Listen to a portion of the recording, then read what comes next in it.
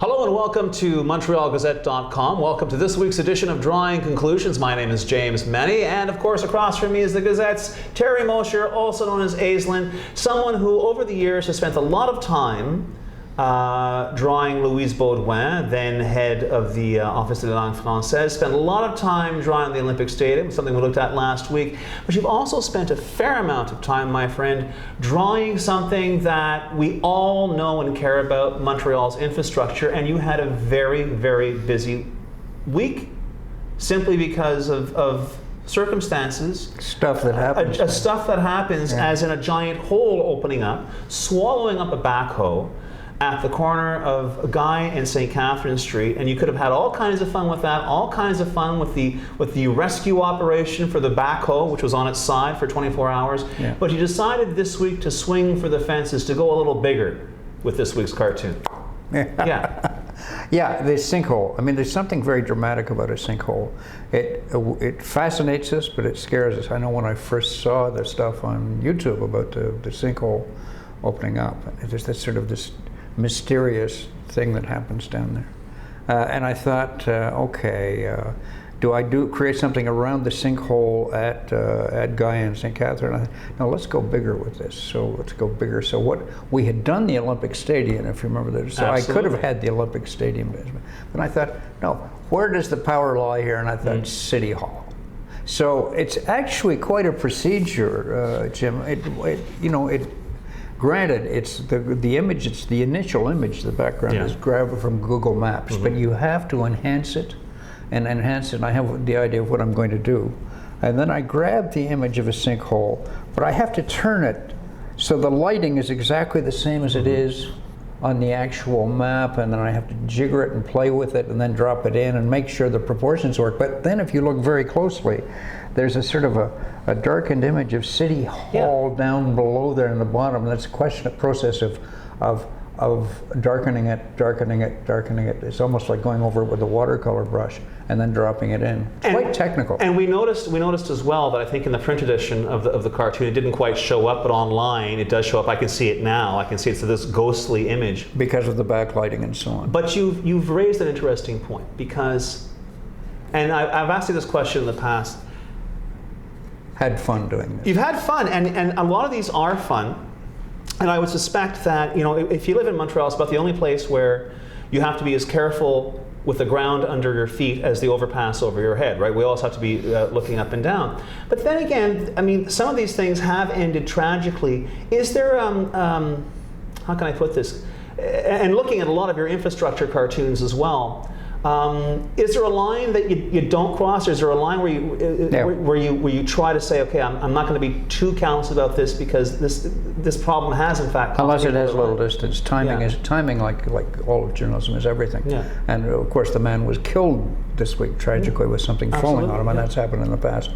I can't go there for the time being because it's just too tragic. On the other hand, nobody was killed with the sinkhole, but it still sums up the frustration. And so I think probably if you're looking at cartoons I've done particularly over the last 5, 6, 7 years, when the infrastructure has really begun to cave in, it's more on the frustration.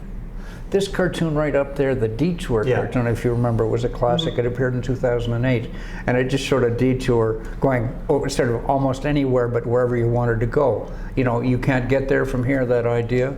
Another cartoon I did shortly after that showed the frustration of a driver surrounded totally by cones. Yeah. He could not move. So other cartoonists too have done wonderful things on the. Before we get to them, and I know what you're talking about, before we get to them, there's one cartoon that really struck me in the collection of cartoons that you submitted this week for infrastructure, and you have what appears to be part of the Turcotte interchange, and you seem to have been able to find every single kind of adhesive prop. There's a Band-Aid. There is what looks like a sort of a carpenter's vise on one side, and it sort of sums up this idea. But here's my question: if you actually drive along the Turcotte, It kind of looks like that. I mean, you're not that far off when you can see, like, you know, the I forget what it's called, but the iron supports inside that have just become visible because the concrete has washed away. If you look at that cartoon, and you mentioned it, what makes that cartoon is the Band-Aid. And that reminds me of how sort of these guys just seem to be in a position where they're temporarily putting stuff up, hopefully keeping their fingers crossed that the damn thing holds together, you know. But another one, and I found that one to be particularly clever and germane again, because it wasn't something that you had just done yesterday.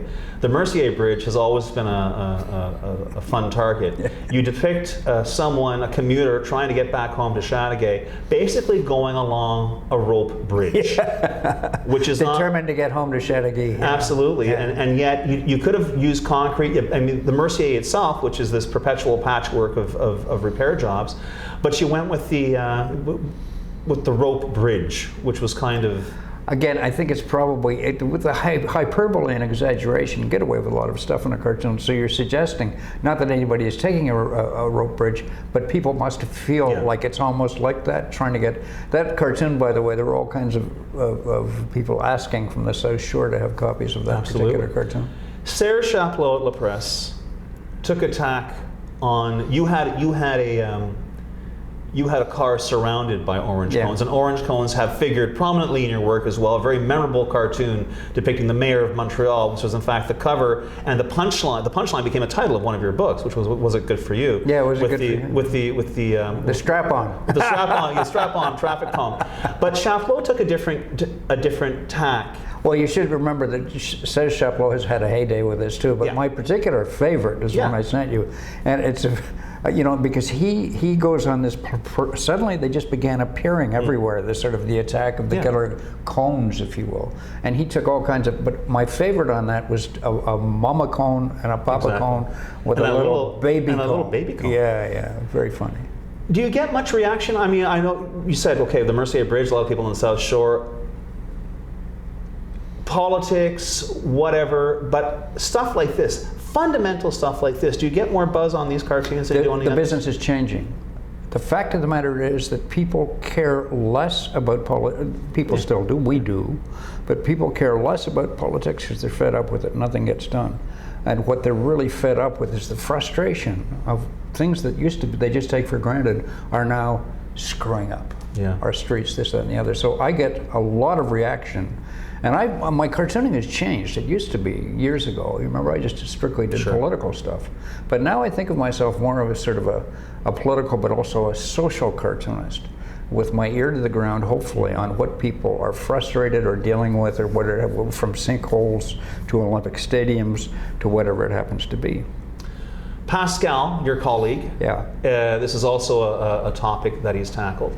We haven't talked about that way, and I'll just mention briefly, but sometime we should do one of these hits on how Pascal and I work so well together. I've seen how well you work together. And we were on the phone together all the time, but he did this great cartoon of he's a little more positive than I am in his cartoons, and it's a cartoon of the stuff falling down from the overpass, and a motorist is saying, well, isn't that a blessing? Something about how it's falling down to fill potholes. The debris is filling the potholes, so it's everything is working. Brilliant,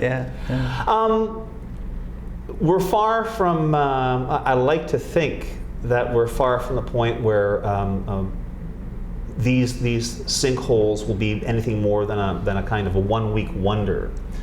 But have you ever considered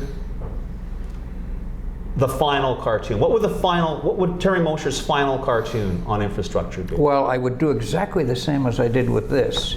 And very carefully play with these images and adjust. You can adjust and adjust colors and little things to suggest things. I mean, that you're clearly going down on that. That's because it's not just a black space.